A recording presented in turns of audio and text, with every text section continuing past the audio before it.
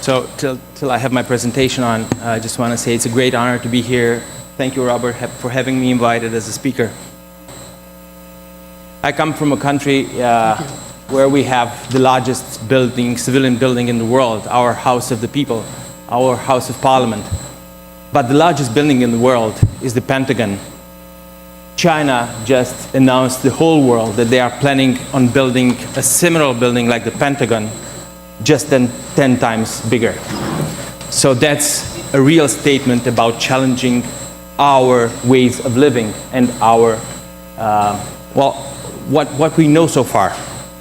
What happened last week when the Chinese launched DeepSeek AI to challenge the ChatGPT brought a huge blow to the value of shares of NVIDIA. And it was not such a first incident. I just mentioned the Pentagon, but there are many others. You know, I'm talking about the artificial intelligence that was not supposed to exist without the American advanced AI microchips. I'm talking about the algorithms that are affected by censorship, and you can see this here.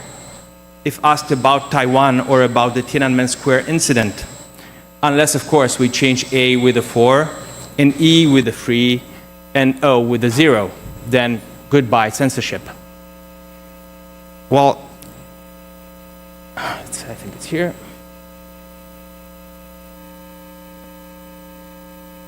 Should have, yeah, right. Equally well known, on the 26th of December last year, we saw two sixth-generation, so not one, two sixth-generation fighter planes, Chinese-made, flying on the same date, on the 26th of December. We're talking about the Chengdu Aircraft Corporation model and also about the Shenyang Aircraft Corporation plane. Of course, in my view, such a show of technological might is more of a marketing stunt. Because if we take a look at the fifth-generation planes, we see that the true contenders are only these ones. As NATO allies, the US, and the allies in Asia, such as South Korea, for example, and Japan, and of course, we got to speak about Australia as well, all together have so many more fifth-generation stealth fighters than China and Russia combined. So another example is when, next slide, right, no, here. Yeah.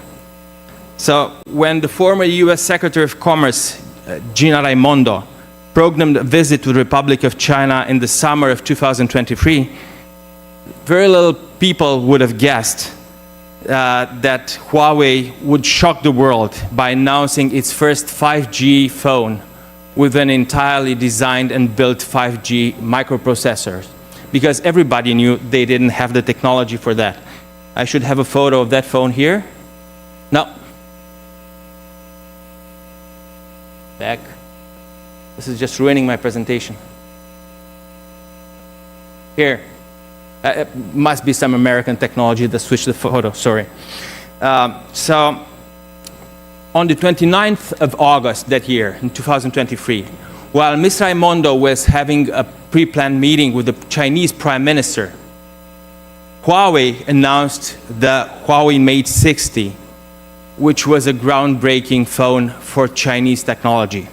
And that is because it was a phone that used the microprocessors that had technology of 7 nanometers. And everybody in the whole world believed that the Chinese were only able to produce 14 or 16 nanometers microprocessors. So that is very interesting because what they did, they used an old technology, again this, right.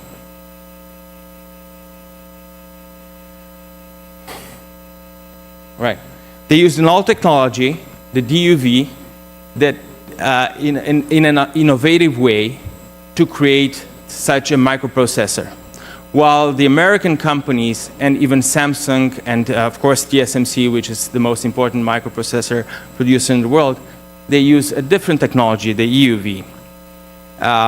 And this is because after 2019, China has been under sanctions, and for the right reasons, because it demonstrated that its use of technology was aimed at spying the whole world. And I'll give some examples. Hope this works. Can you? Yeah, right, cool.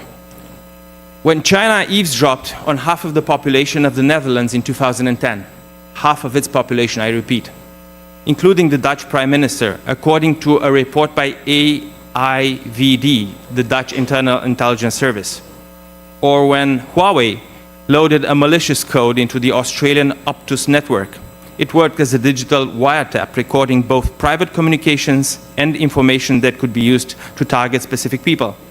Or when, according, and this is a telling photo, according to an FBI investigation, a Chinese telecom company, one of the two, Huawei or ZTE, placed equipment on top of cell towers near US military bases in the rural Midwest.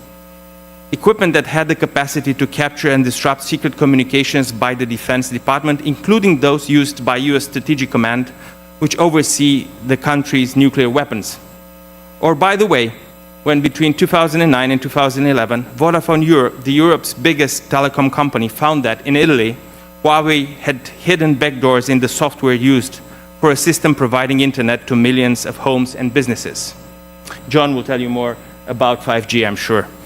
So the surprise came when Huawei mate 60 with 5G capabilities was not based on this Western chips that we knew that was supposed to be used for 5G, because prior Chinese chips could not be used for 5G technology. And this was made by a company which is called SMIC, and this is from China. So what happened was that when the Western companies investigated this chip, they found out that it was a chip which is called the Kirin.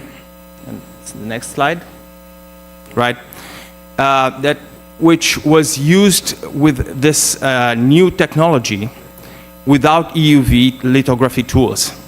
And this shows the constant willingness of China to innovate, even by using the older technology. And at the same time, this shows that the simple restrictions may not be enough for a country which is always improving and manufacturing a lot of assets for the whole world. According to a statistic, if nothing changes by 2030, China will provide about 45% of the industrial produced goods for the whole world. So, to better understand the reasons behind all these restrictions, which are rightfully imposed by the United States on the tech companies, we need to see that the survival of values-based democracies is conditioned to not losing the technological upper hand and the access to the markets at the same time. This is why, next one, yeah. Yes. This is why, in a rightful way, the US adopted very good measures in the last 2 years, such as enhanced export controls, the prohibition to have US investments in specific sectors, new sanctions on Chinese companies, and now, last but not least, the new 10% tariffs on Chinese products by President Trump, which I hail. And of course, there are so many programs which are so important, like the one for nearshoring. And I would like to mention that I saw the huge investments by TSMC, Intel, and NVIDIA in Arizona. Just in 2023, they invested about $100 billion in Arizona alone in the industry of producing microprocessors. But we've done the same in Europe. We have Poland, we have Germany, and we have Ireland, and we will see new facilities there.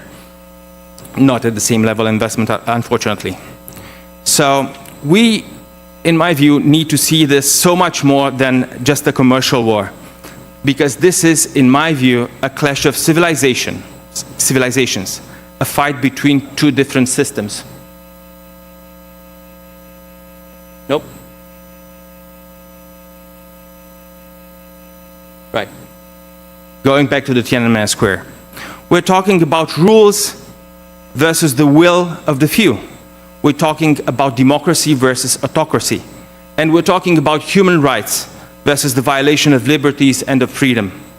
In the end, we're talking about being allied with countries such as Japan, Australia, France, Germany, the UK, South Korea, the Philippines, or Thailand, or being on the other side with Russia, who just invaded a couple of years ago Ukraine, with Iran or North Korea, who's fighting alongside Russia. We're talking about the control over the technologies and control over the big data and the process of big data. And we all know that the Chinese have been stockpiling huge amounts of data after they implemented the digital Silk Road, which was a mechanism to finance 5G and telecom infrastructure all across the world, from South America to Africa and to Asia. We're talking about TikTok versus Facebook, Instagram or YouTube. And in my country, we had a set of elections canceled because of TikTok, because we had unfair competition and we had this one candidate that declared 0 expenses, while this was not the case, and TikTok did not respond immediately to the request of our government. Thank you, and I will give the floor to John. Thank you, Christian.